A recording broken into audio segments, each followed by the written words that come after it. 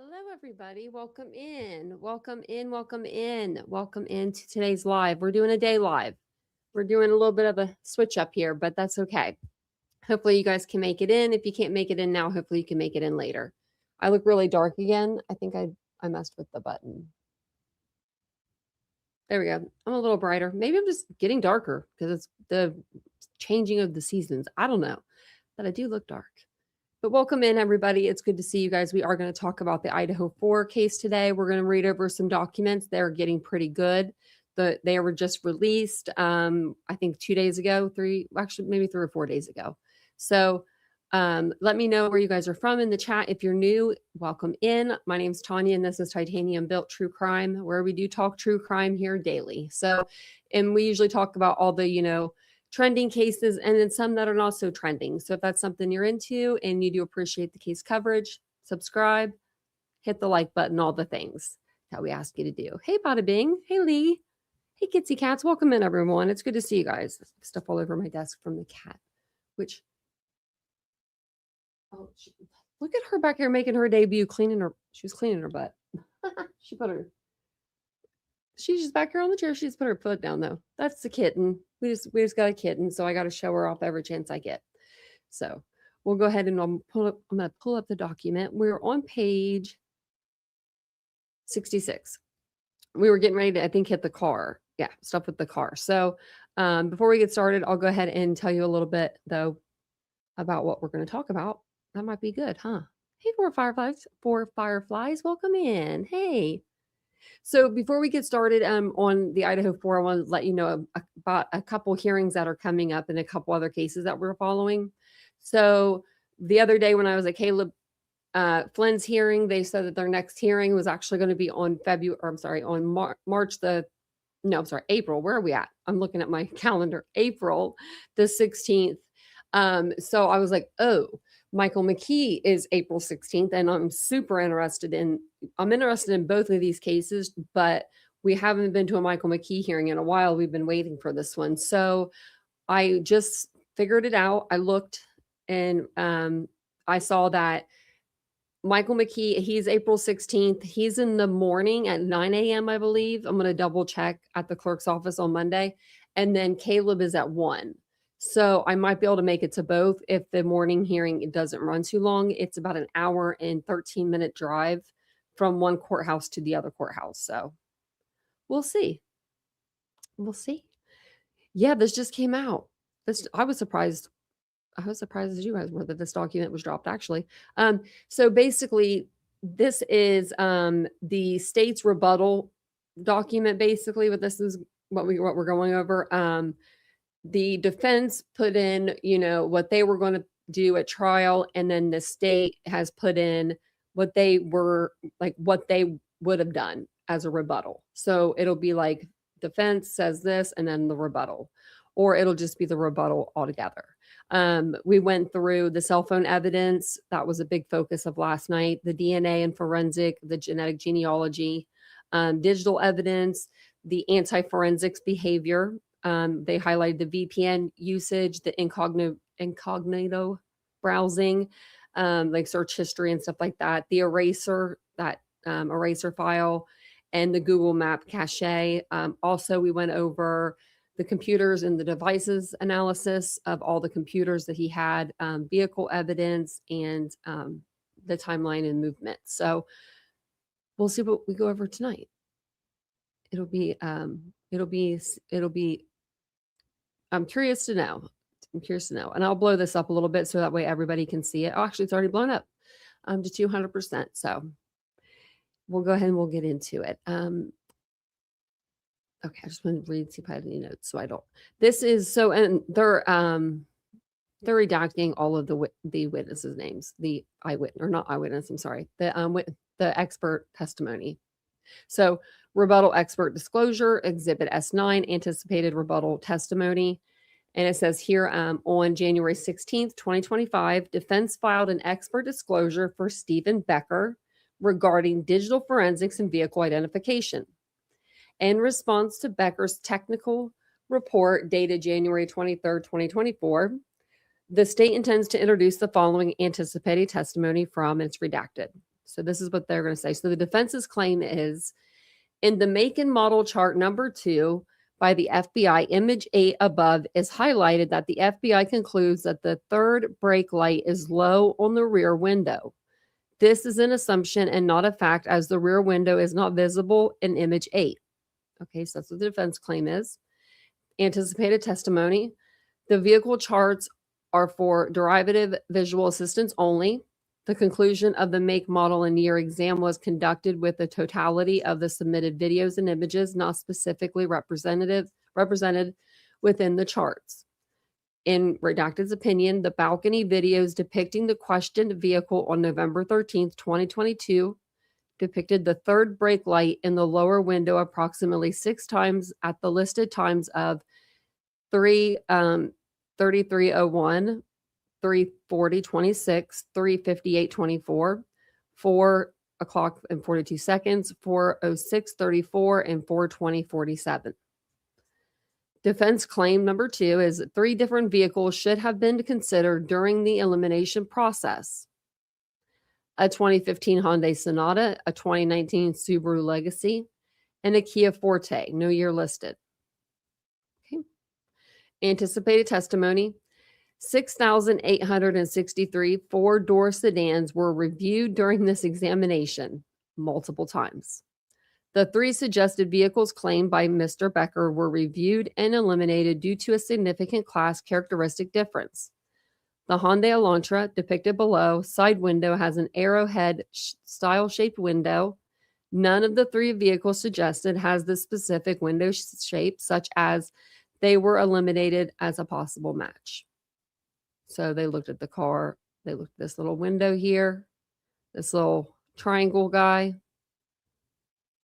That's 2015 Hyundai Elantra. And then I guess just giving us a different, I don't know why these are saying both 2015 there. Oh, this is Sonata, okay, and the Elantra. My mom had a Sonata back in the day. No little, as you can see, no little square piece right there. And then the Subaru Legacy, no square piece or corner, I'm sorry, triangle, it'd be like triangle. So triangle piece there. The Kia Forte, it has this one here, and then it has this. What does this look like compared? I think it's like the opposite. Oh, sorry, the dogs are barking. That one's going to shape outward. This one's shaped downward. Okay. So defense claim, photogrammetric measurements were not reported to have been performed by the police to determine the unknown suspect vehicle size. Without a size and shape overlay comparison or in video measurements, the police did not distinguish between the models of vehicles that have consistent size in the videos from near the incident scene. There is no evidence that the police presented that shows other models of vehicles did not have similar features to the unknown suspect vehicle or unknown vehicles of interest. Well, if there was none in the area, then there was none to look at. For example, one popular model sedan, the Hyundai Accord, does not have the body line similar to the unknown suspect vehicle and can be ruled out as not similar. The police only provided confirmation bias by using a known target vehicle model and matching characteristics instead of eliminating all other potential similar vehicles that contain these characteristics. Says otherwise they would have included the Sonata and Legacy. Not really. This fails to meet reasonable scientific certainty from their analysis. They looked at the back window, that corner piece. I don't understand. The police analysis and determination of the make and model of the unknown suspect vehicles was improper and lacked other possible vehicle models with similar characteristics. This person's anticipated testimony, that they're expert. The video depicting the vehicle in the Ridge Road video at 4:01 is not conducive of an accurate photogrammatic, I can't even say it now, photogrammatic or photogeometric. Photogeometric, you know that word. Examination to determine the vehicle length. The vehicle is not parallel to the camera, resulting in the inability to visually see the rear and the front of the vehicle, allowing for an accurate measurement. There is also motion blur and blooming of the headlights that obscure the front of the vehicle. Okay, so that examination of photogeometric examination is not currently part of the standard operating procedure used for identifying a vehicle make, model, and year within the FBI. So basically, you're asking them to do stuff they don't even do. Now, sorry, we got a name here. I don't know why, but we do. Rebuttal expert disclosure, David Middleman. Anticipated rebuttal testimony, and David Middleman is the Middlemans are the ones that own the DNA lab. So that did the genetic genealogy. So on January 23rd, 2025, defense filed expert disclosures for Daniel Helwig and Leah Larkin regarding singular nucleotide polymorphism testing at the SNP, whole genome sequencing, and genetic genealogy. The following anticipated testimony is in response to Helwig's disclosure and testimony at the motion to suppress hearing on January 23rd, 2025, and Larkin's report dated January 22nd, 2025. So these were back, when, and they're going to give us they're going to give us their rebuttal. The state intends to introduce the following anticipated testimony from David Middleman, Chief Executive Officer at Authram Incorporated. Middleman will provide an overview of how SNP testing and forensic genetic genealogy, its FGG, works. Okay. Middleman will testify that in order to render a credible opinion, a witness would need to have extensive direct experience in order to speak to many of the points, including validation, quality standards, and proficiency testing for SNP testing. Regarding a connection between SNP testing and personal medical information, Middleman will testify Authram does not look for personal medical information through the use of SNP testing. Regarding Prometheus, how do I say this? I'm going to see how you say it. Prometheus is not a medical diagnostic test. It is an automated data interpretation tool that compares consumer DNA data to publicly available genetic research from published scientific studies. It does not provide medical diagnosis, but instead suggests associations based on studies cataloged in SNPpedia. The associations can be incomplete, misleading, or misinterpreted without clinical validation. The FDA has been very clear that tools like Prometheus are not appropriate for medical testing as they lack regulatory approval and do not meet the standards required for clinical diagnostics. Because it is not designed for medical use and does not analyze genetic markers in a clinical setting, it should not be used as a substitute for professional medical testing. Finally, Prometheus is not used in forensic genetic genealogy, nor does it bring value to forensic genetic genealogy. Man. Regarding a difference in the SNP profile sizes, Middleman will testify Authram developed an SNP profile from the DNA evidence and uploaded it to GEDmatch, Pro, and Family Tree DNA for forensic genetic genealogy analysis. Well, that answers the question.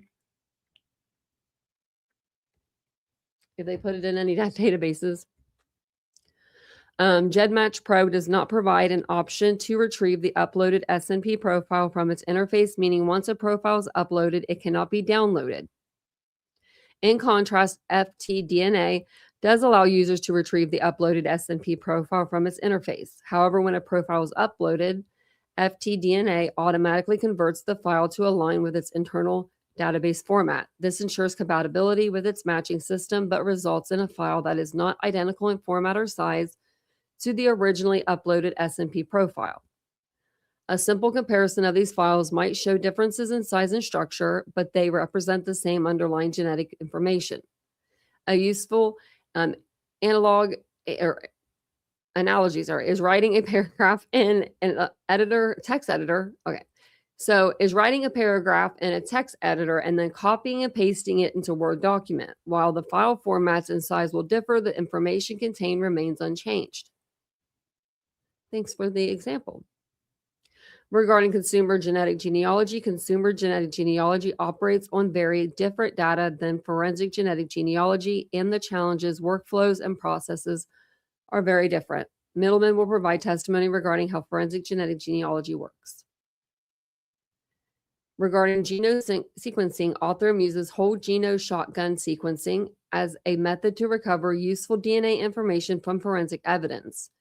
However, Author is not performing whole genome sequencing, which aims to capture the entire genome at high resolution. Okay. And it's called WGS. So WGSS allows Author to analyze many DNA markers across the genome without the bias of targeted sequencing methods or the limitation of microarrays, which struggle with degraded or low quantity forensic samples. Author's goal is to extract the most meaningful genetic data for forensic identification, not to sequence the full genome. So basically, what they're trying to do is they just need, like, they don't need the whole DNA sequence, right? They don't need like the whole, because they have the DNA. They just need like someone to like, you know what I mean? Like they just need that little hit to where they can be like, okay, this is the great great great grandfather of the person that did this, and then they can kind of go back. That's what I'm getting out of it. I mean, I know a little about DNA, but I don't know a whole lot about DNA.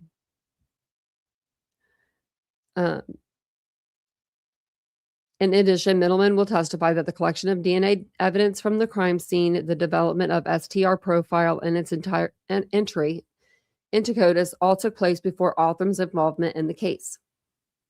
With an STR profile already in CODIS, identifying the suspect was ultimately a matter of time.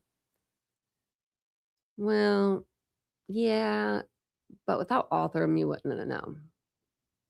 I don't think that Kohberger would have got arrested for anything. He just got pulled over for stupid stuff, and he got out of a lot of it. Author was engaged to build an SNP profile and performed forensic genetic genealogy to accelerate the investigative process. While this approach expedited the identification, it did not change the inevitable outcome. The suspect would have been identified regardless. At some point, the local agency instructed Author to halt its work, and the FBI became involved in the process. The FBI's role may have further accelerated the work Author had already begun, but Author was on track to reach the same conclusion. This is evident from the preliminary incomplete report Author provided after being asked to stop its efforts. FGG does not replace traditional forensic testing. It serves as an investigative tool to guide law enforcement towards reference testing. In this case, additional reference testing was always going to lead to the identification of Mr. Kohberger, regardless of which agency completed the process or when it occurred. So are they saying here that Author started it and then the FBI came in and took it? So Author isn't the one that nailed Kohberger? Am I getting that right? Am I hearing that? Am I reading that right? We'll keep reading. We'll keep on reading. Huh. Okay. Oh, yeah, we don't need to read this article, but let's see how long it is.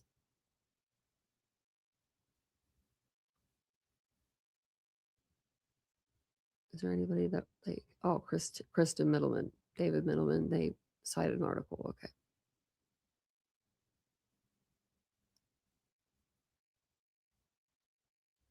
Okay.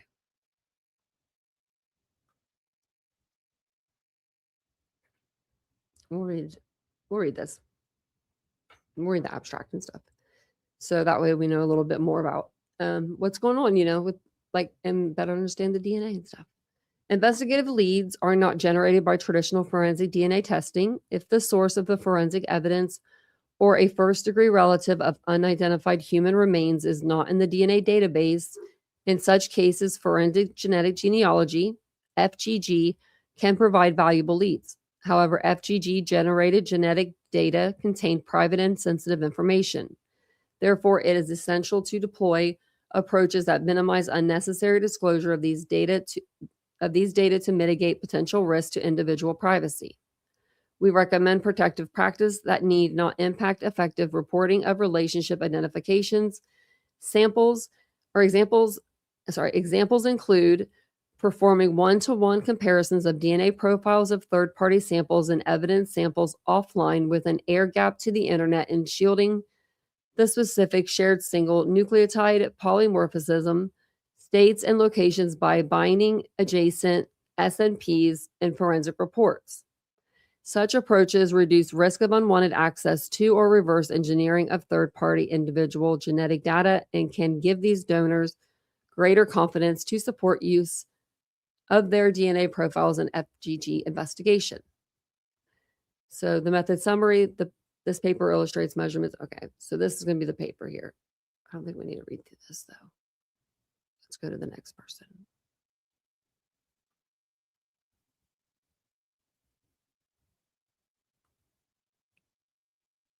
I guess this is what they were going to show. No, I think it's just for this. No, they weren't going to show that. Okay. This is just the article that they're citing, so I think we're good with passing this. And then this is like all the samples, you know. Okay.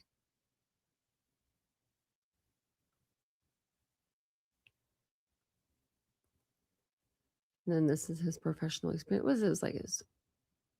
This is damn cover letter. This is resume. Whoa, getting a job here? So he'd be doing nothing. I mean, can he I guess he doesn't need to put anything back that far, but like, why are these all different dates? Why is he changing his title so much? That's weird to me. I don't know. Like, it's not even a year.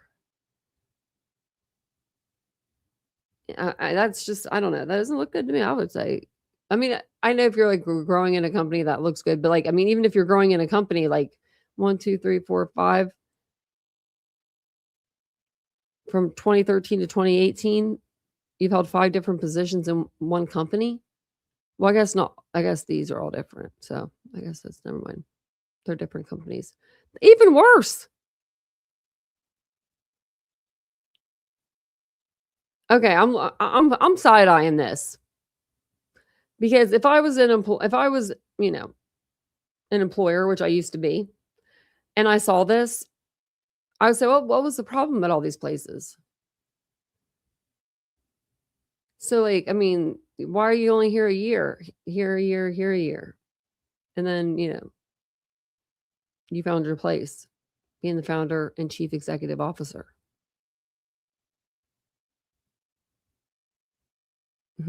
Hey, Ashley.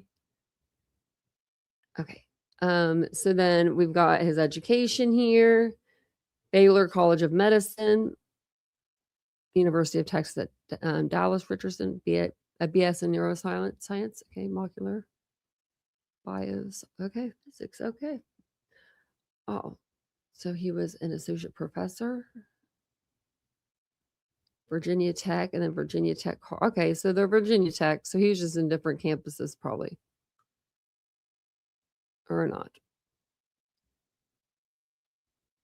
College of Medicine. Okay, well, he's got a lot on. I mean, okay, how many pages, bud? Isn't it supposed to be one page?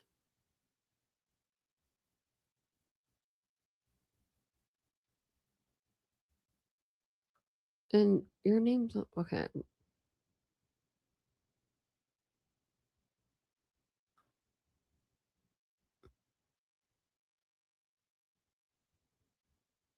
The cases in the below tables signify cases in which Othram's technology was cross-examined in court.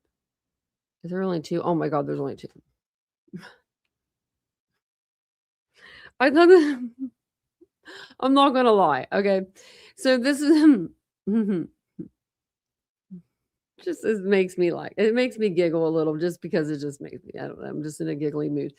But it says the cases in the below table, signify which technology, Othram and their technology was cross-examined in court. And there's only 2 here. I mean, they were both found guilty, but Jefferson County, Texas, and then Tarrant County, Texas. So then we have the rebuttal for Rylan Nolan. And I don't know if you guys remember a lot of these people, but they were pretty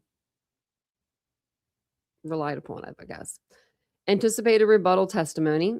In the response to the defendant's expert disclosure, in addition to previously disclosed testimony, the state may call Rylan Nolan as expert witness to respond, rebut, and testify as follows. Okay, so DNA is genetic material contained in cells that may be utilized for human identification. DNA analysis includes the utilization of polymerase chain reaction, PCR, to generate short tandem repeats, STR profiles. DNA may be present on an item in the form of biological material such as blood, semen, and saliva, or may be left on an item when it was worn or handled. That's touch or transfer. And it says DNA can be collected by swabbing an item or by taking and cutting directly from an item. Reference DNA samples can be collected directly from individuals. DNA can be used to identify individuals, link individuals to crime scenes, link individuals to each other, link crime scenes, as well as exclude individuals from DNA profiles that we obtain. Interpreting DNA data and making comparisons requires the development of DNA profiles. There are 4 steps to developing a DNA profile. Extraction. They add chemicals to break open all the cells to release the DNA. Quantification. Amount of DNA is measured within each sample. Amplification. Copy the specific locations of DNA using polymerase chain reaction. Developing a DNA profile, visualize the DNA profile, which looks like peaks on a graph. A single source DNA profile refers to DNA only from one person. A mixture refers to DNA from 2 or more individuals. DNA can be deposited on or transferred to an item through transfer of body fluids to an item, wearing an item, and or handling an item. Primary or direct transfer refers to DNA transferring directly between individuals or between an individual and an object. Indirect or secondary transfer refers to the transfer of DNA from one person or object to another person or object through an intermediary.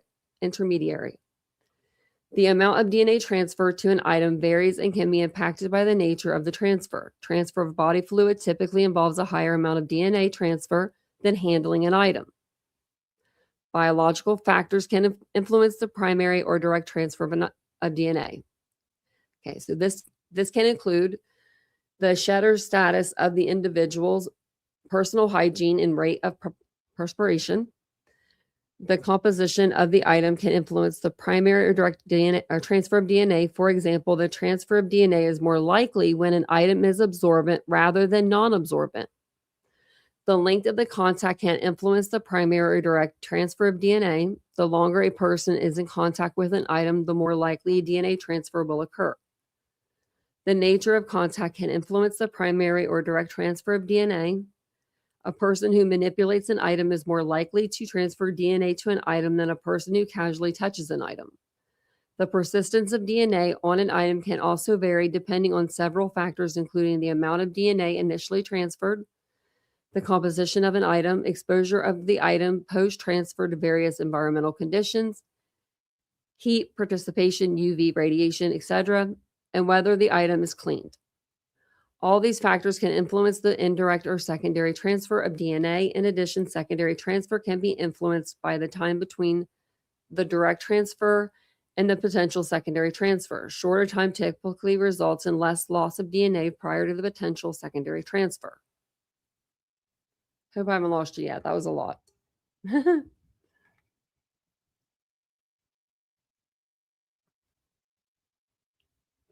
Okay, so this is going to tell us a little bit more.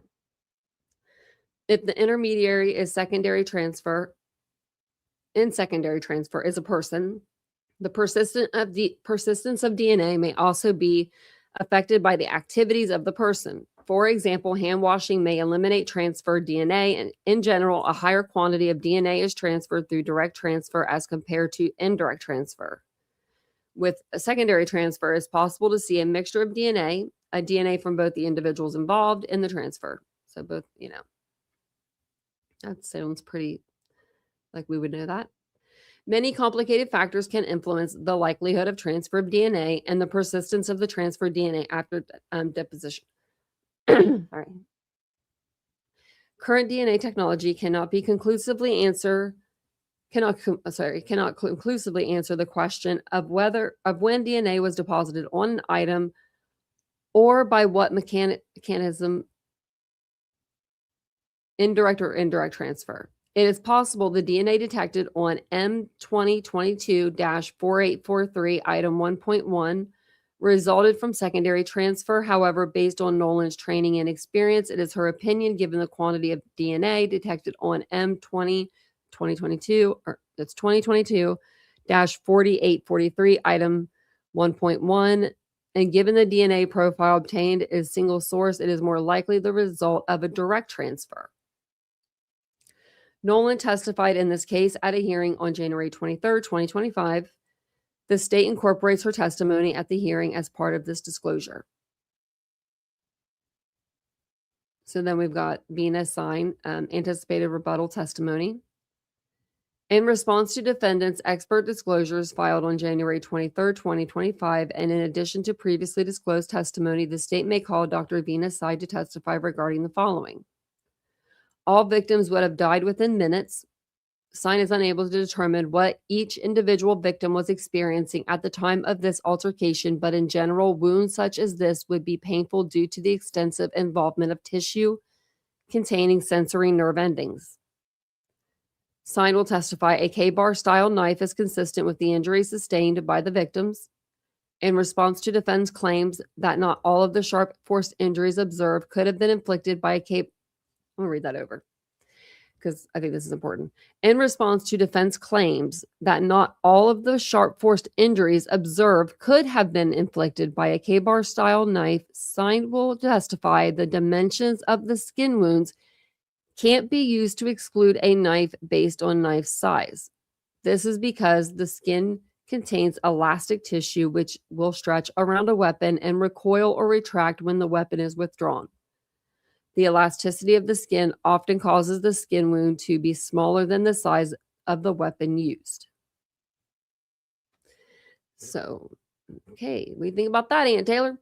Sign will testify regarding serrations and striations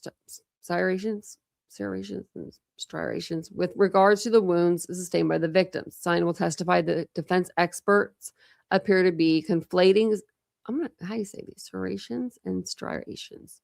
The fine striations described in association with certain wounds are not the same as indicators of a serrated blade. The striations seen in the first photo below can be caused by any blade, whether serrated or non-serrated, due to irregularities or imperfections on the blade edge. I couldn't get that word out. A serrated blade leaves more prominent, evenly spaced abrasions and can be seen in the second photo below.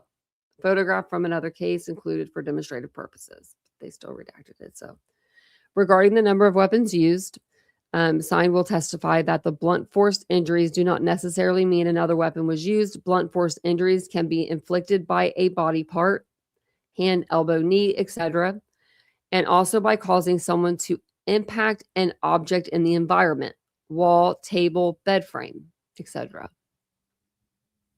Thanks for that. Anticipated rebuttal. Next one, Paulette Sutton. And this will be the defense filed expert disclosures on January 23rd for Matt Nodell and Brent Turvey regarding crime scene analysis. The following anticipated testimony is in response to Nodell's scene reconstruction dated January 22nd, 2025. Defendant's Exhibit D6-B and Turvey's crime scene analysis dated January 22nd, 2025, Defendant's Exhibit D16-B. In addition to previously disclosed testimony, the state may call Paulette Sutton to testify regarding the following. Okay. So anticipated rebuttal testimony to Matt Nodell. Okay, so Nodell, this is the defense. Drip trails when present can represent movement of a bleeding person or movement of an object with wet blood or sufficient volume to continue to drip after blood acquisition.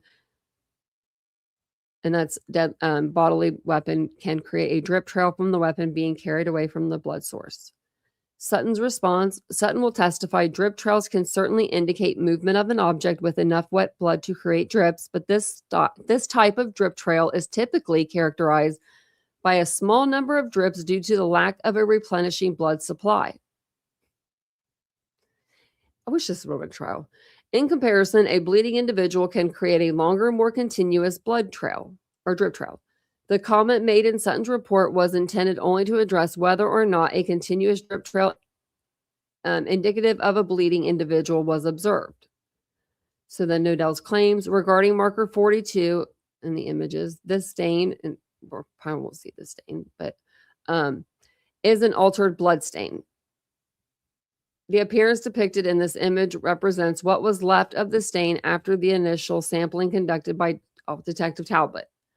Original images of the stain show it to be a small spatter, black and white numbered placard for number 42. The sample was then collected, likely with excessive water applied to the swab, altering the original appearance of the stain. Days later, when the ISPFS laboratory processed the scene, a yellow sticker 42 was placed and the after collection appearance photographed. This stain was never DNA tested and therefore cannot be attributed to as originating from any specific individual. The misidentification of the sample may be associated with the renumbering system employed by Detective Payne. Sutton's response: Sutton will testify her description of stain 42 was based on its appearance in image 4587. Nodell had the advantage of seeing stain 42 in situ. If the original stain was in fact collected using excess water, Sutton agrees with Nodell's opinion of it being altered spatter stain. Regarding the DNA profile of stain 42, Sutton was unaware of the change in the numbering system as it correlated to the description of the agency number in the ISPFS worksheets described by Nodell. Okay. The misidentification of this sample may be associated with the renumbering system employed by Detective Payne. After further investigation, Sutton removed any DNA results for stain 42 as it appears not to have been tested. Nodell's claim: Sutton's report, page 16, and then ISP 5149, depicts the underside of the shelf above the headboard of the bed. Spatters associated with impact are noted on the underside of this shelf. These spatters represent the termination of the spatters associated with impact seen on the wall above the head of the bed.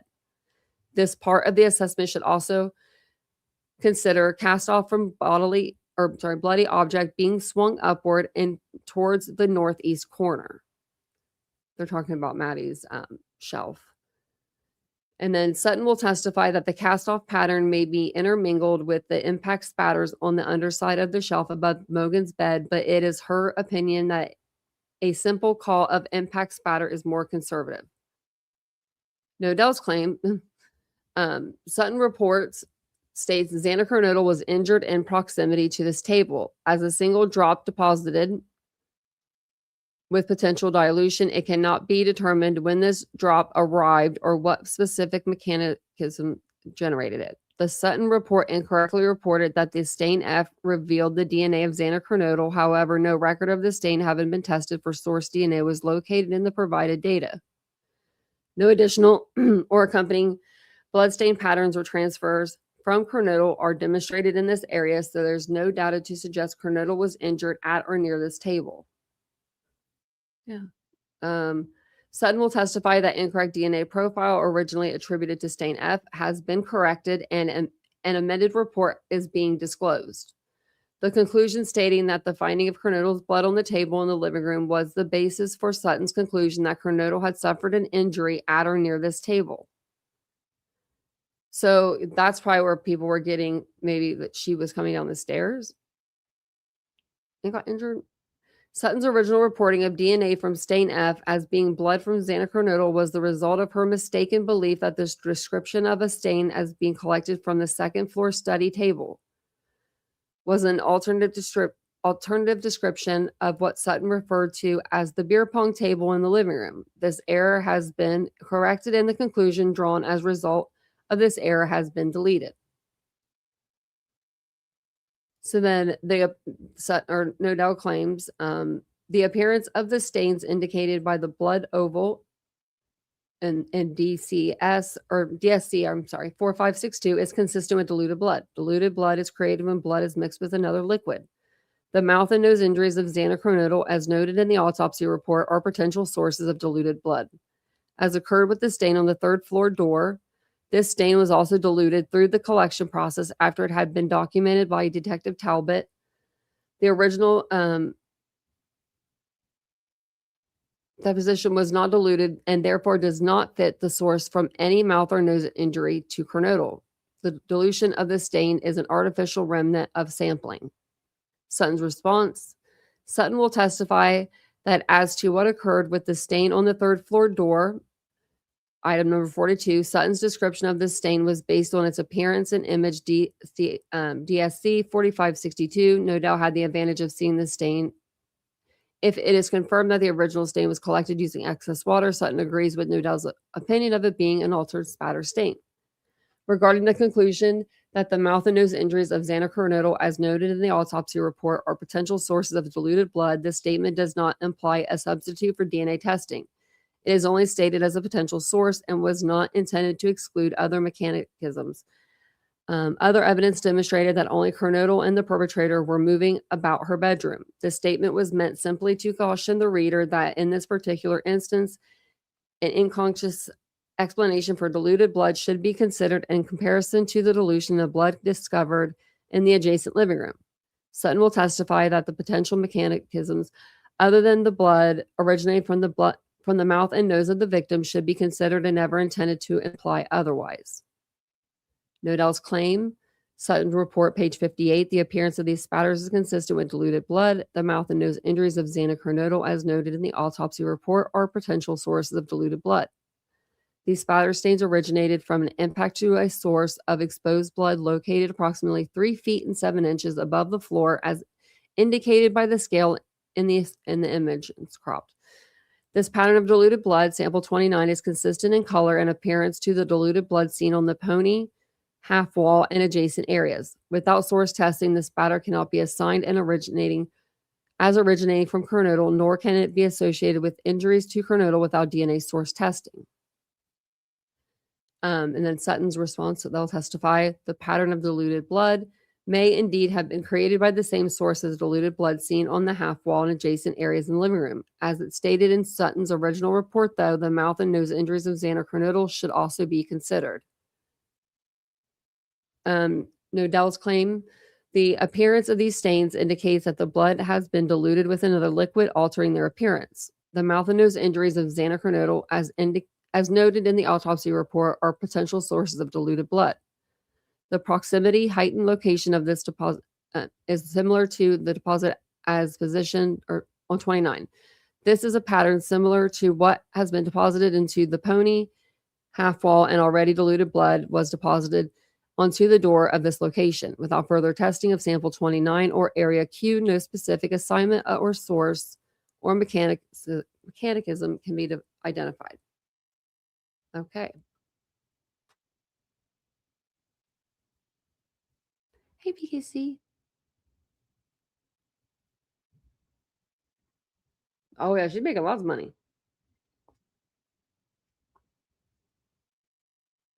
What about her other case she's working right now? Is he, doing anything? Thanks, King.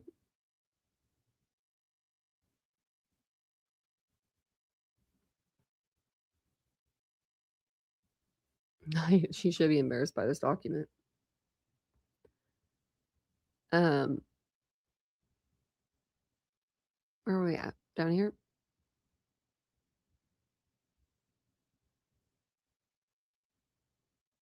Okay. Sutton will testify her statement that the diluted blood is potentially attributed to the mouth and nose injuries of Xana Kernodle was not meant to imply a substitute for DNA testing. This statement was meant simply to caution the reader that, where did I read this? Okay. Sorry, Nodell's report. Regarding the findings of the secondary transfer in the vehicle or residence of Mr. Koberger, Nodell states the comprehensive search of Brian Koberger's vehicle did not locate any blood or specific evidence in connection with the events that took place at 1122 King Road.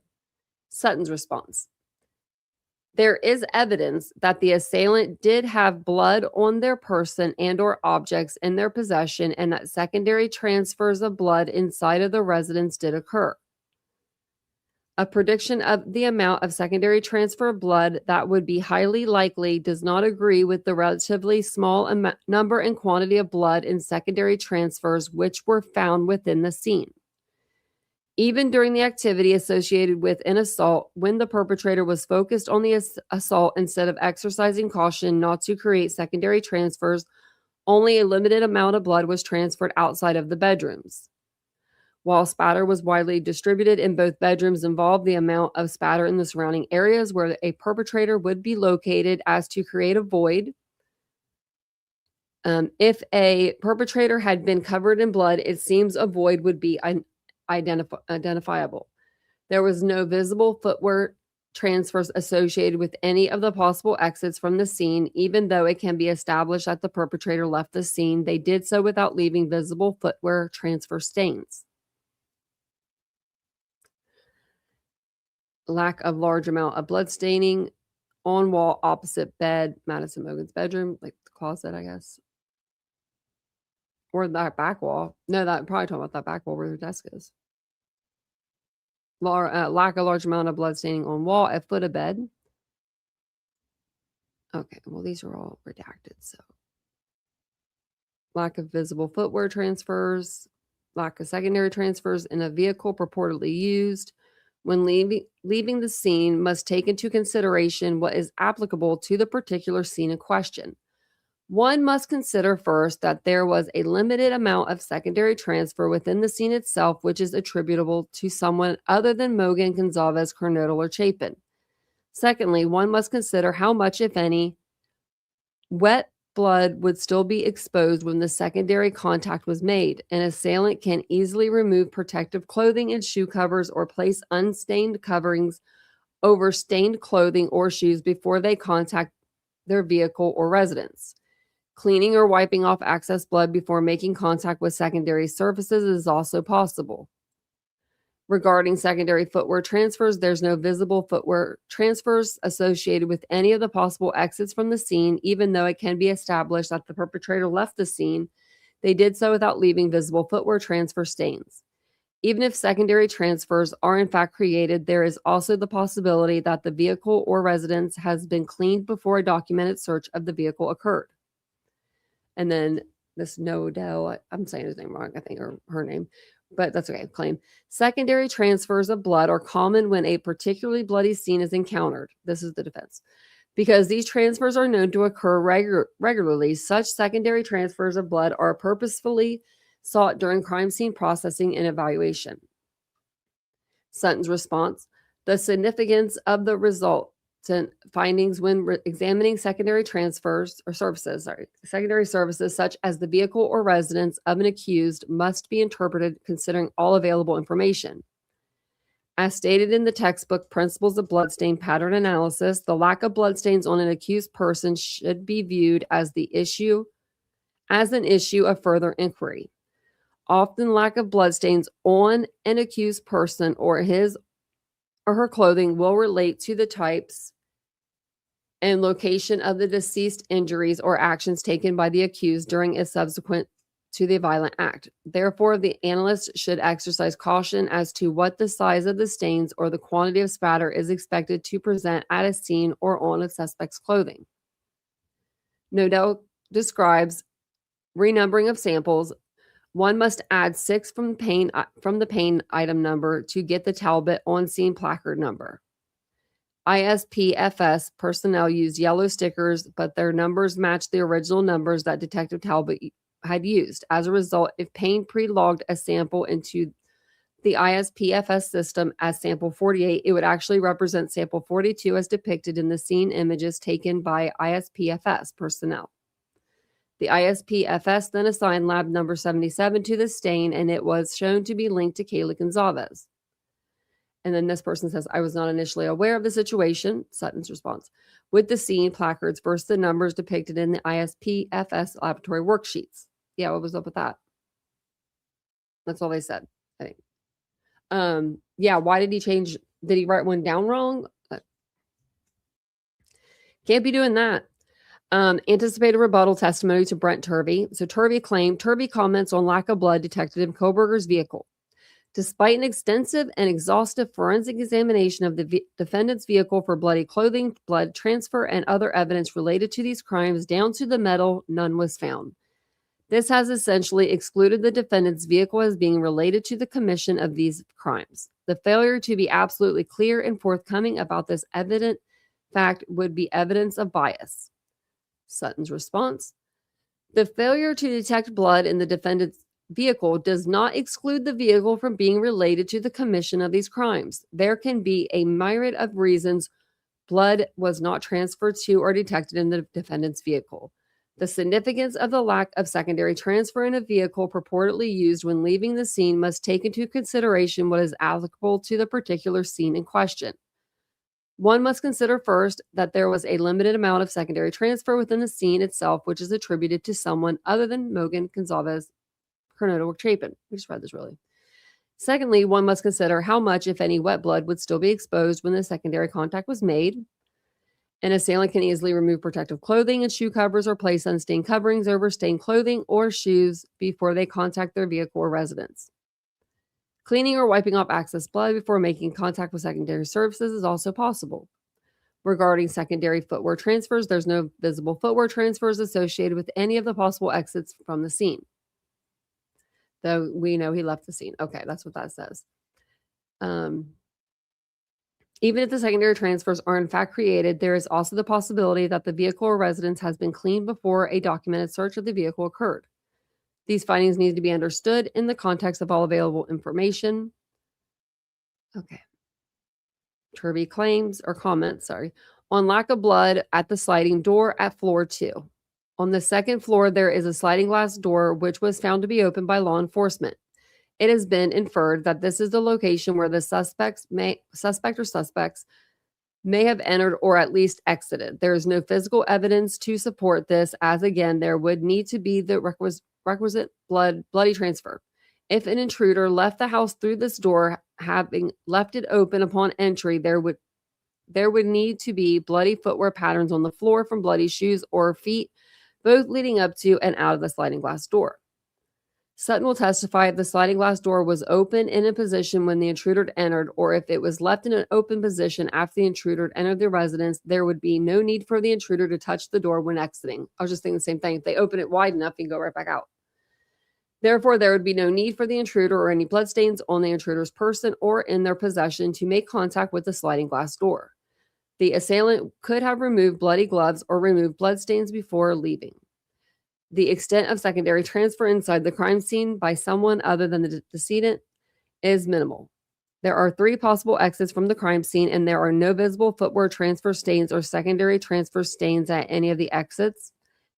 It could be established that the perpetrator had to have used one of the available exits to leave the crime scene, but no secondary footwear transfer stains or secondary transfer stains were created. This seems to negate Dr. Turvey's conclusion that lack of secondary transfer stains would preclude the sliding glass door being the avenue of exit. Dr. Turvey indicates that Gonzalez and Mogan were posed. The evidence suggests that after both victims were killed or unresponsive, they were posed in their shared bed. Kaylee was moved from a position with her head on the pillow to partially atop of Madison. Then the comforter was placed over them both. Sutton will testify posing is a possibility, but not a determination that can be made to the exclusion of other explanations for their positioning. As Dr. Turvey states, posing requires an intentional act.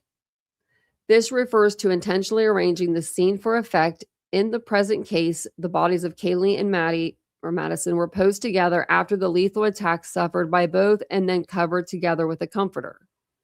Kaylee was moved from a position with her head on her pillow to partially atop of Madison. There are discrete transfers on the pillow consistent with contact being made by Gonzalez's bloodied head, but these discrete transfers could be the result of several mechanicisms. I can't say that word very good. Purposeful movement before she was rendered unresponsive, movement of her head caused by blows or in response to blows by the assailant, movement during the struggle, intentionally or inadvertently moved by the assailant.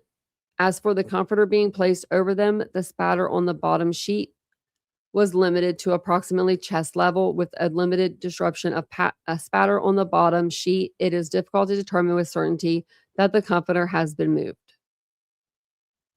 Dr. Turvey makes several statements regarding the extent of blood that would be on the perpetrator. The extensive and close-up nature of the attacks on Kaylee and Madison, along with the blood spatter evident in the room and the moving of Kaylee's body, are evidence that the suspect's upper body, hair, face, hair, hands, arms, and chest area would have been covered in blood.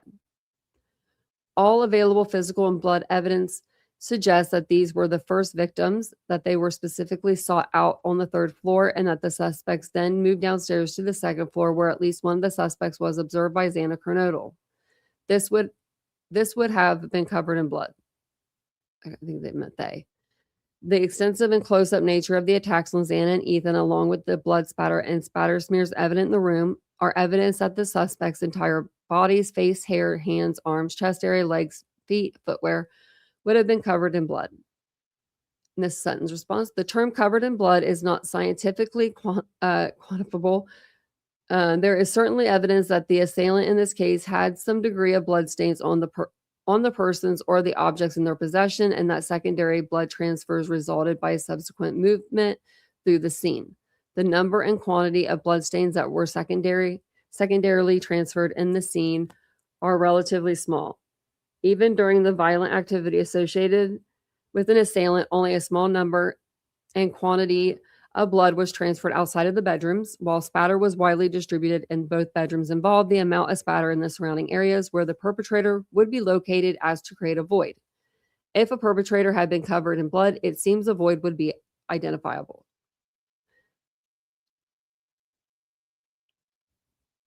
Okay, I was just making sure that we weren't going to read something that was the same.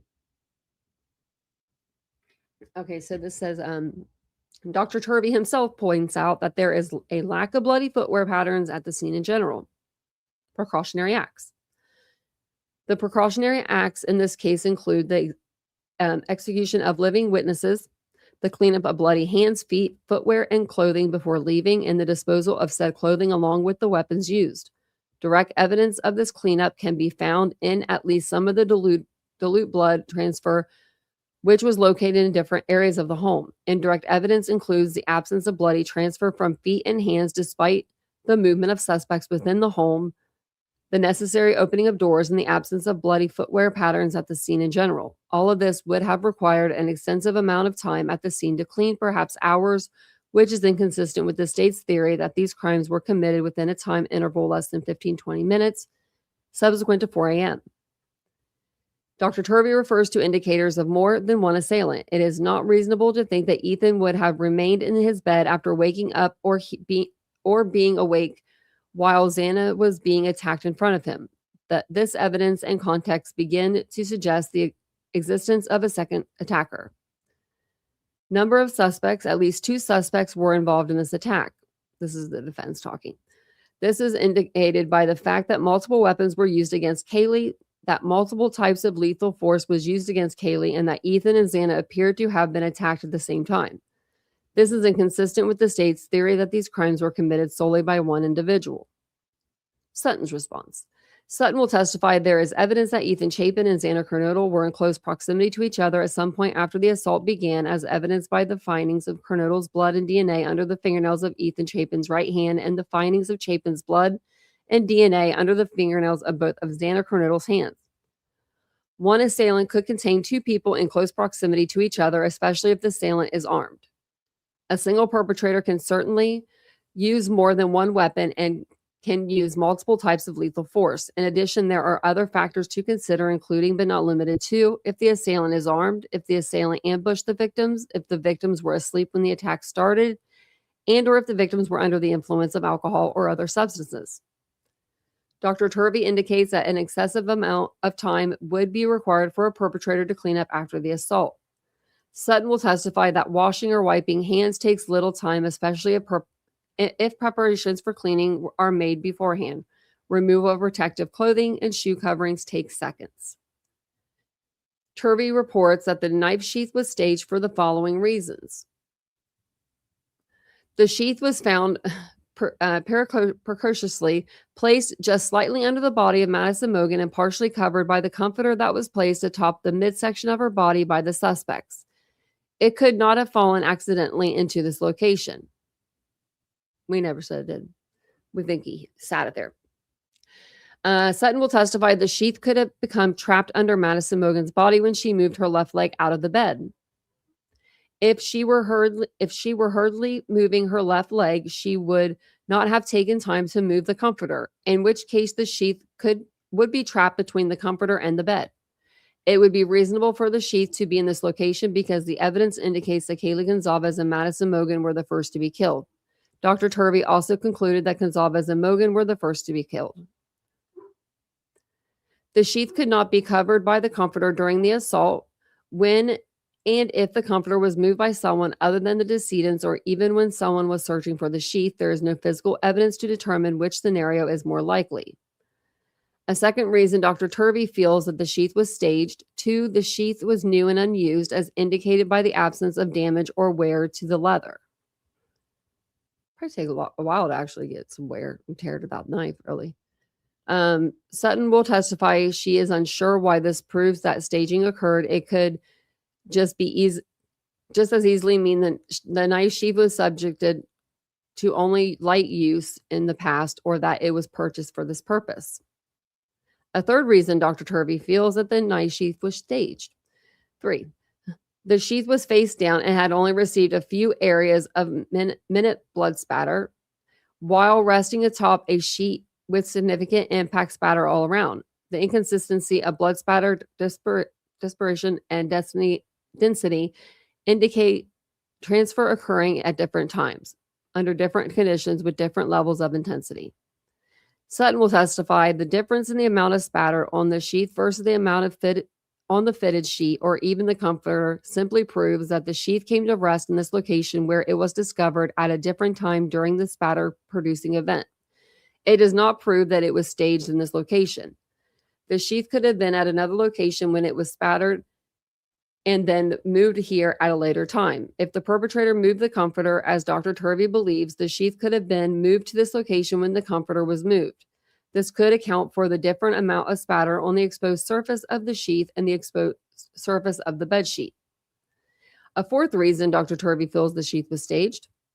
The sheath was placed at this location without receiving bloody transfer from the hands or fingers of the suspect that did it. This means it was done after the attack / posing, but also after the suspect had washed their hands subsequent to cleanup efforts in the scene, or before the first stab. Sutton will testify that this is true, that there were no bloody transfers visible in the knife sheath, but the significance of this finding does not support that the placement of the sheath was staged. It could have gotten in this location without having been touched by the perpetrator after the attacks, or even after their hands were cleaned or gloves removed. Either scenario would explain the lack of contact staining without staging having occurred.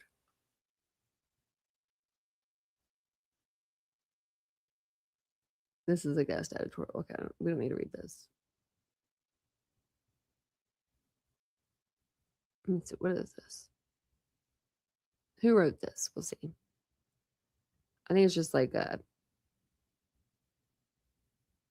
where she got her references. Okay.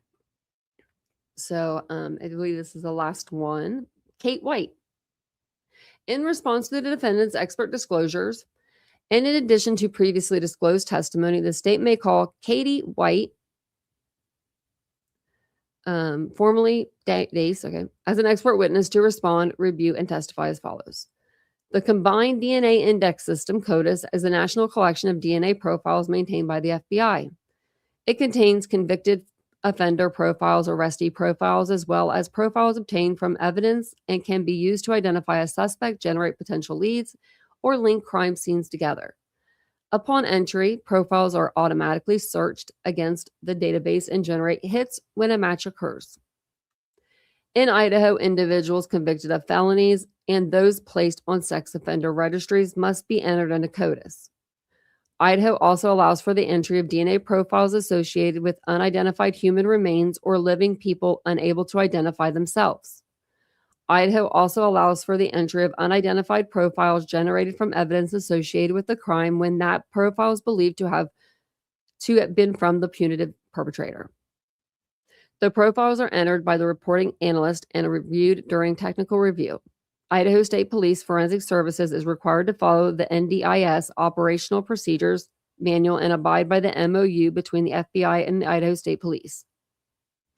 Each state also has one CODIS administrator who is responsible for ensuring only approved profiles are entered. Didn't know that. Wonder who that is. And my state. Oh, where did I go? Oh, okay, here we go. We're here. I think. Did I go down one? Damn. Yeah. White is the state CODIS administrator for Idaho. White agrees that the reporting analyst's decision not to enter the unknown profiles from male B and male D into CODIS because those DNA samples were not eligible for entry into CODIS. DNA profiles believed to be attributable to the punitive perpetrator are eligible for entry into CODIS. DNA profiles attributable to victims, non-probative individuals, and items without an established link to the crime scene or the crime are not allowed to be entered. So we just can't be going in there all willy-nilly like. The laboratory must justify entry of every profile put into CODIS, and many factors can influence eligibility. For a large crime scene, not all locations within the scene are always weighted equally in probative value. It is very common to locate non-probative biological stains within residences due to everyday activities such as consensual sexual activity, small injuries, and lack of cleanliness. Evidence located closer to a point of entry, a disturbed area, or a victim will typically be considered of higher probative value than other areas. For this case, a knife sheath next to one of the victims produced an unknown male profile. The victims were believed to have been stabbed to death, and the sheath's proximity to the victim's body provided the strongest link.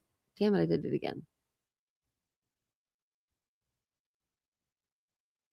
To the potential perpetrator.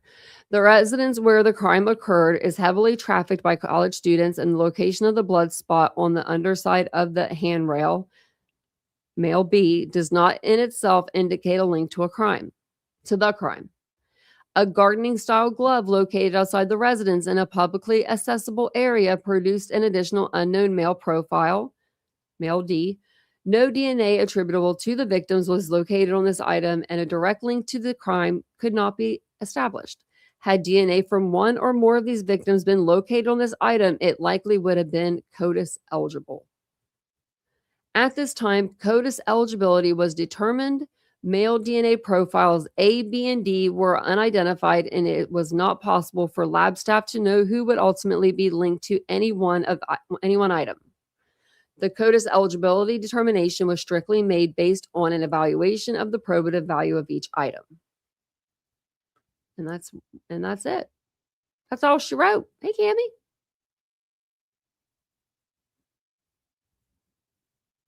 Yeah, I think he forgot that shit. I think if we're talking about the sheath, I think that his DNA got on the sheath at his house.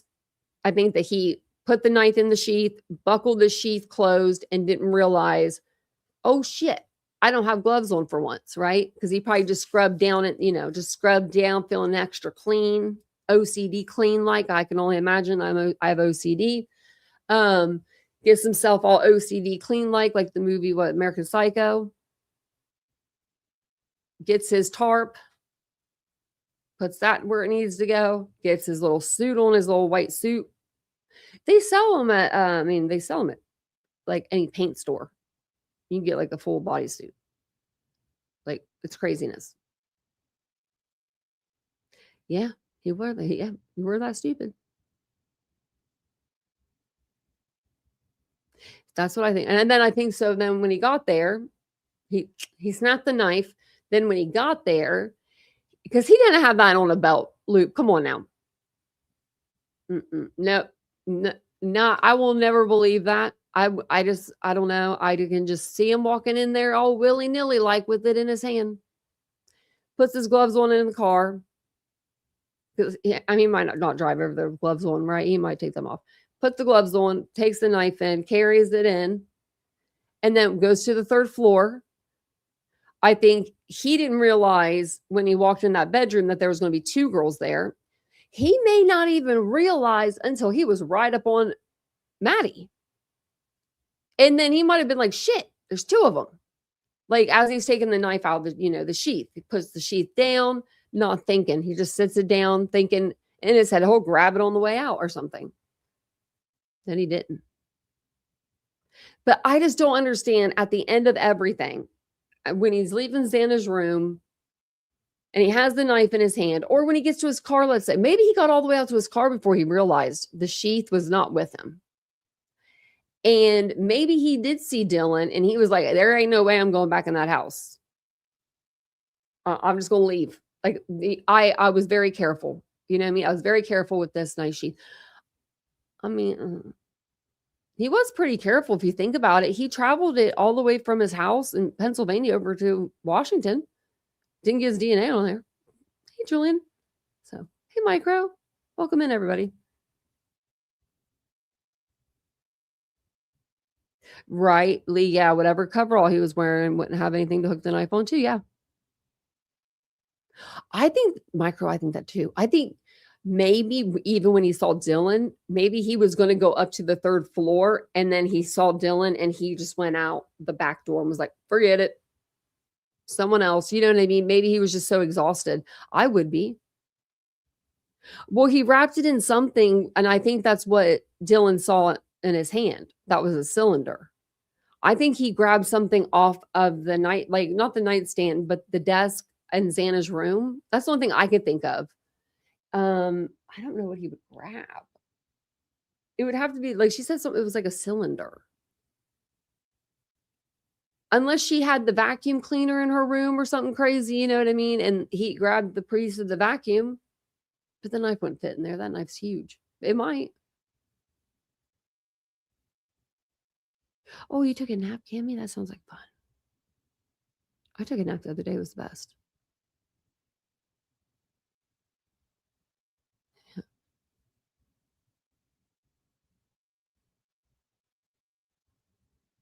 I go like, yeah, I go both ways, Casey. Like, I don't know if he saw her, if he didn't see her, you know.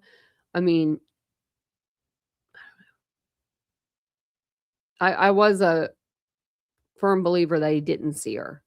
I mean, because if it's that dark, I mean, if it's that dark and if you're just cracking open your door, she has dark hair, she's cracking open the door. He probably wouldn't even be looking that way. And I thought Dylan's room was a closet for the longest time. I was like, no way, that's a room. That's a bedroom. Until we because we were figuring everything out in the beginning.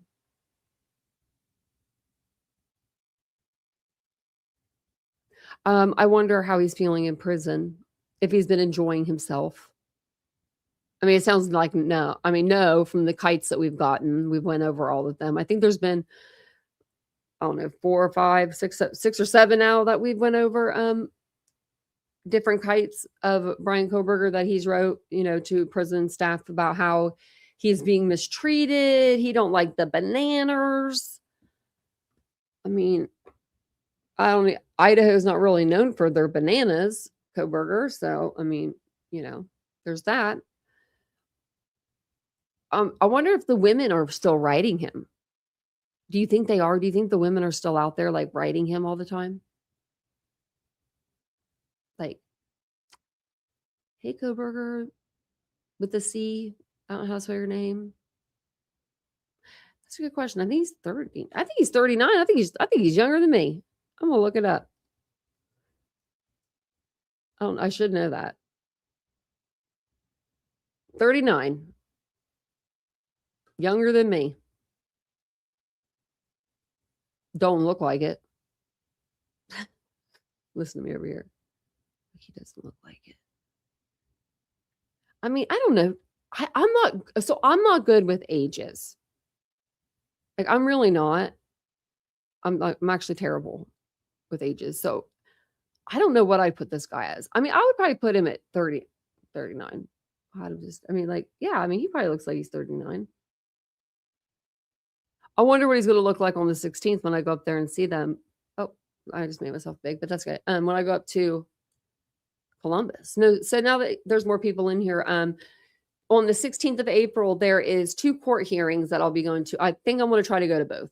We're gonna pray that we can. So there is, if you guys are following the Tepe murders, Spencer and Monique Tepe, they were murdered inside their home with their 2 daughters, were asleep.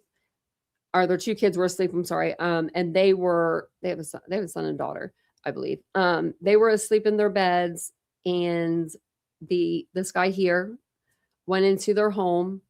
This is Monique Tepe's ex-husband, Michael McKee. He is a vascular surgeon and supposedly seen on camera.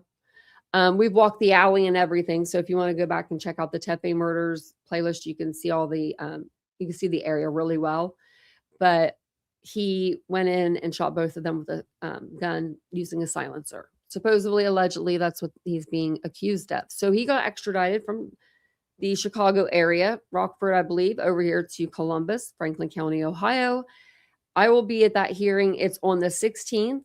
So when I was at Caleb Flynn's hearing the other day, and I did do a live over that. It's a really short live if you want to check it out. I did a live over the court hearing. So they said his next court hearing, and this is another Ohio case, but Caleb Flynn is accused of murdering his wife while their 2 daughters slept. And he said that it was a home invasion. They figured it out within 3 days. I think they knew within the first 3 minutes, but who is the guy? Oh, what's that officer's name that was on the body cam? I can't remember, but I got to meet him. I've got to ask people at the courthouse, be like, where's he at? I'm going to go back and listen to it so I can remember his name, but he was so awesome. Like I'm sorry, but as soon as Caleb started screaming and crying on the phone, he like rolled his eye. He was just like, and rolled his eyes. And I was like, he is my dude. He's my dude. So,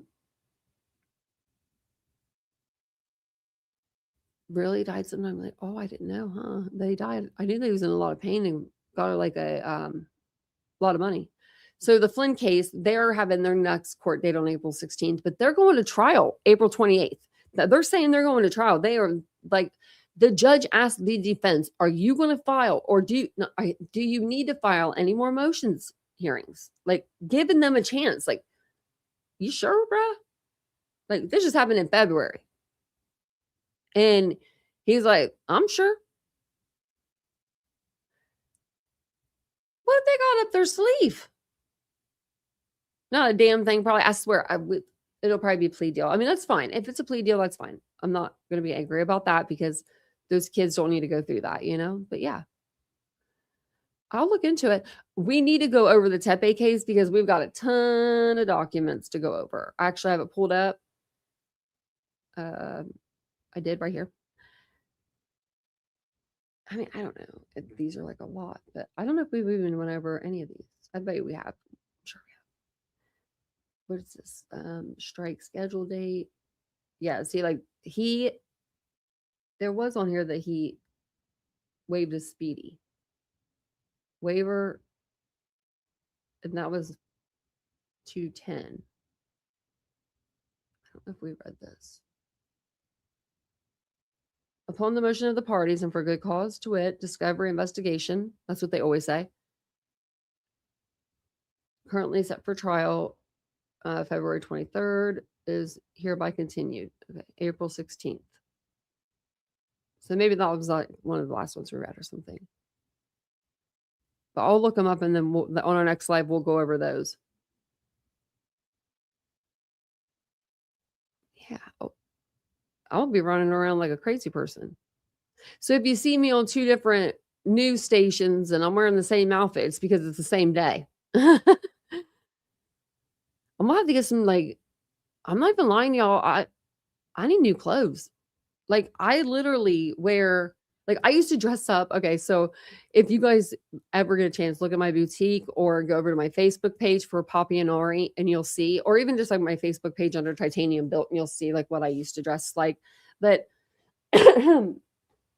I always just wear like comfortable stuff now. And I don't know why I do that. Probably because I gained some weight. I don't know. But I wear more comfortable stuff now. And I'm like, man, I need to get some more dressier items.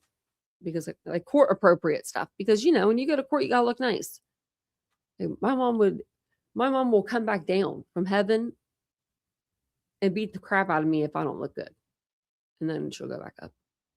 Now she used to always say, just make sure you look good for church, court, doctors. That's probably what it is, Cammie. I'm older. I want to be comfortable. You know what I mean? I'm over here buying jeans and buying more jeans. I'm like, what the hell? I have size 0 to an 8, size 0 to 8. And that's not my store. That's just me. That's just my collection. I think I got rid of a lot of the 7s. Yeah, Laura, I'm like debating on whether or not to just go through my closet and get rid of everything that just isn't comfortable. But I want to start working out. I'm going to start working out. I don't know if I'm going to start tomorrow or Monday because, Monday is Monday. It's always a good day to start on Monday, but I need to start now. But I'm going to, so if you guys get a membership, if you want to get a gym membership, I couldn't believe it. I don't know if this is just a deal like around where I live, or if I think it's just a deal for everybody, because when I Googled it, it came up. But if you're looking for a gym, and one with a, massage chair, aqua bed, a little tanning bed session, maybe here or there. Planet Fitness is having a really good deal because we were going to get one at LA Fitness or whatever it is, and they're just so expensive. And like, they have a pool. That was like the reason why I was like, yeah, I want to go there. But then on the other hand, I'm like, I don't know. So if you get a Planet Fitness membership, and I'm not supporting, I'm not promoting them, so just letting you know the deal. I think it's like you can get it for $15. I got the $25. Okay, so I'm getting the $25 like membership. It's the high tier, but it's the one that you can get like everything with. Like you can get like the classes and stuff with it. So I'm going to get that one, but it's only 1 cent down. And then for some reason, it's only charging me $5 and some change. It's not even charging me $25. It's only $5 and some change. So if you went down and even got the $15 one, I wonder how much that one would be. Might even be cheaper for the first month. I don't know. Just let you guys know. I definitely need to get back to the gym. We have a gym right here. Pretty witchy woman. We literally, it's like I have a gym actually here. Like I have like where I can work out at home. Like I have a walking pad. I have free weights. I have yoga mats. Resistant bands and things of that nature. But I need to leave the house to do it. Like I'm not doing it here. So obviously I'm not doing it at home. We need to go to the gym. And then maybe I'll go down to our gym later on. I don't know, but like our gym just doesn't have a lot of equipment that I need that my physical therapist wants me to use. And so that's kind of another reason why I want to get a membership, because when I go up there and work out with him, I do really well. I'm like, why can't I do that at home? Yeah.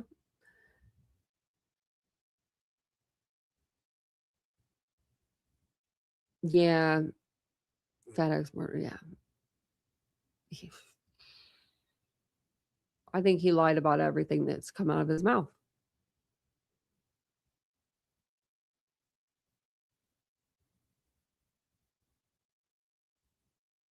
I'm just reading the chat.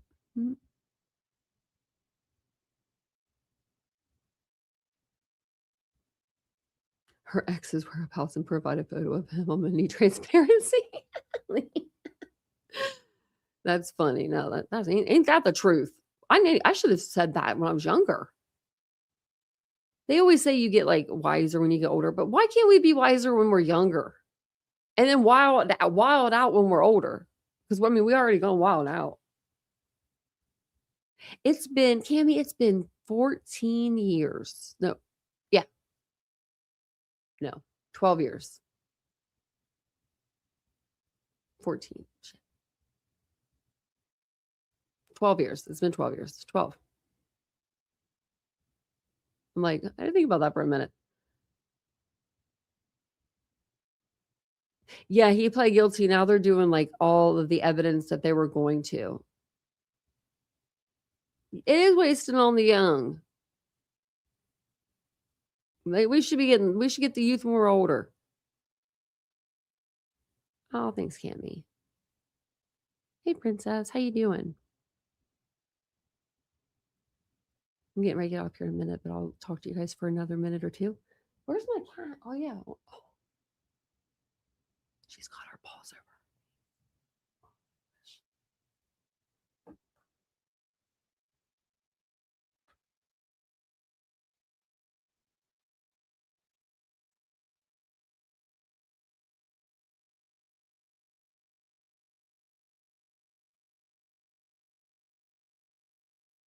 I gotta get that chair cleaned. Them animals have been sitting all over it. Look at this picture of her though. Oh, and whoever suggested um the I have them right here. The dish glove to get the hair off my chair. Good idea. It did work a little bit. But I went to Dollar Tree, and if you get one of those, it's outside I have right now, but those they're like get the broom handle, and then get that little broom thing that's like rubber, and it has the little rubber things on it. You'll know what I'm talking about when you see it. It's just like, I don't know, rubber broom. And then you use that. That works really, really, really well. I used it on my bench because I can't find my chomp chomp anywhere around here. I don't know where she went. Oh, she's awake. She just did her Cardi B thing. She makes like this little noise that's cute. Let me show her to you guys. What am I doing? Sending I'm sending this to some oh, I sent it to Vincent. I meant to send it to my computer. I'm just so used to sending things to him. I do need to clean that chair. Maybe I'll do that tonight.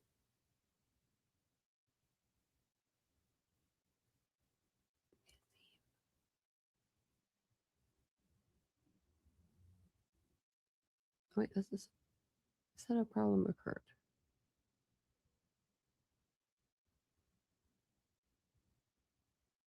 Why is it doing that?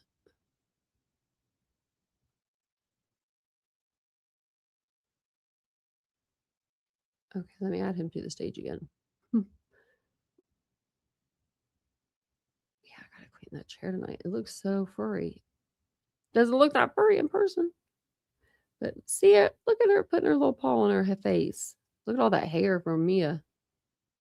Sheesh, Mia. That's Mia for you. Mia loves laying on that chair. She's not supposed to shed, but she has been. Hey there. You want to come up here and show everybody? Oh, did you just wake up? Your little oh. She almost didn't make it. Her little eyes aren't even opened up yet. That's my favorite part about it. Oh, she's still sleeping. She's going out tonight. She's going out there. She's sleeping with me tonight. Like last night, I felt so bad for her.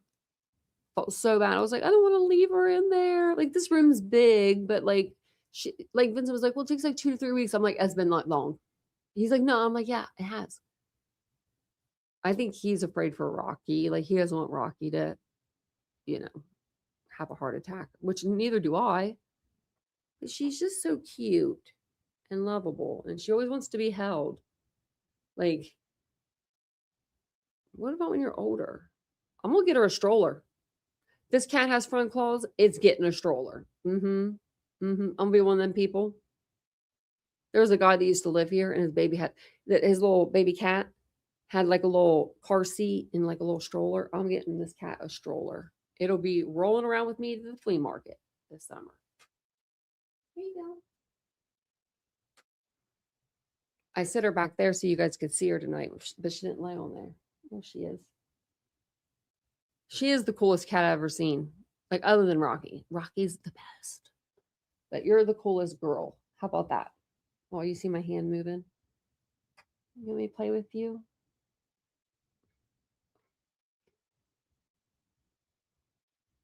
She's laying there. You just gonna lay right there? I can't even get off the live. She's adorable. Well, thank you guys. At work, in case I don't want to do something. Like Zero didn't tell me you needed that done. My bad. That's funny as hell. I would try that and see how far that gets you. Your boss will be like, yeah, right. Ain't working. Just say that. Be like, I am too, Cammy. I have 2 dogs, but this cat has done something to me. And my other cat, my boy cat.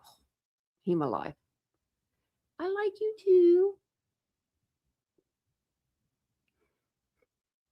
She doesn't bite. She just like kisses you. I don't even know. You're so appreciative. Oh. She fell. Okay, I'll tell you really quick the story. She fell out of my boyfriend's car. Little Tessie. That's why her name's Tessie. So she fell out, and he said, "What do I do?" And I said, "Well, you get it." He said, "Well, he's like, I'm in front of the bush. It's under a bush. It looks like it's scared." And I said, "Say no more. Mommy's here, And I go running to the car. I go over there, and I see her, and I picked her up. As soon as I picked her up, like she like hugged me, and I was just like, "Oh my gosh, like this is like a really cute kitten." Then we saw the orange in her, and we realized we know who your mommy is. Like I'm most certain I know who her mommy is. So, and she went to the litter box. She knows how to do everything. So she's such a good cat. She needs some food. But yeah, I'm gonna go see what my dogs are actually doing, because every time I leave them out there by themselves, they do something. They always get into like something. So I'm gonna go check out and see what they're doing. Probably won't be back on tonight, I don't think. I might be, you never know though. Might be on the second channel, might be on this channel. I do have another channel though. It's called Unfiltered with Tanya, if you're interested. Thank you guys so much for subscribing to this channel and just being here. I do appreciate it. We're like one number higher to being at 25,000 subscribers. I can't believe we have that many people. It's been an amazing journey on this app. So thank you guys for being here. I'll see you guys all later. Have a wonderful evening. Bye, guys. Searching for greatness in a sea of the dying and shameless. A sea of the aimless. I don't wanna be one of the nameless. I'ma wake up with the mindset that one day I'm gonna make it. And I don't think I'll be fine if I don't break my limitations. Don't try to stop me, I exist to write my own story.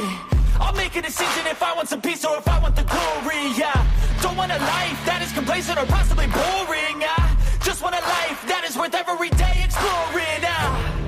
My whole life I just wanted someone who would notice me. My whole life I just wanted to be somebody to be. Yeah, I just wanna be great. Yeah, I just wanna be great. Yeah, I just wanna be great. Yeah, yeah, I just wanna be great. Yeah, I just wanna be great. Yeah, I just wanna be great. Yeah, yeah,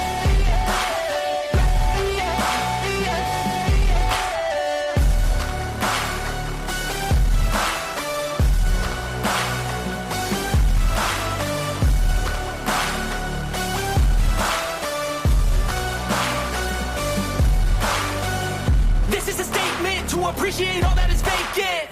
It's just for the taking. If you make up your mind, you can take it. I'm never complacent. I would work in a mansion or basement. Yeah, there's no replacement for persistence. It's a patience. Yeah, in this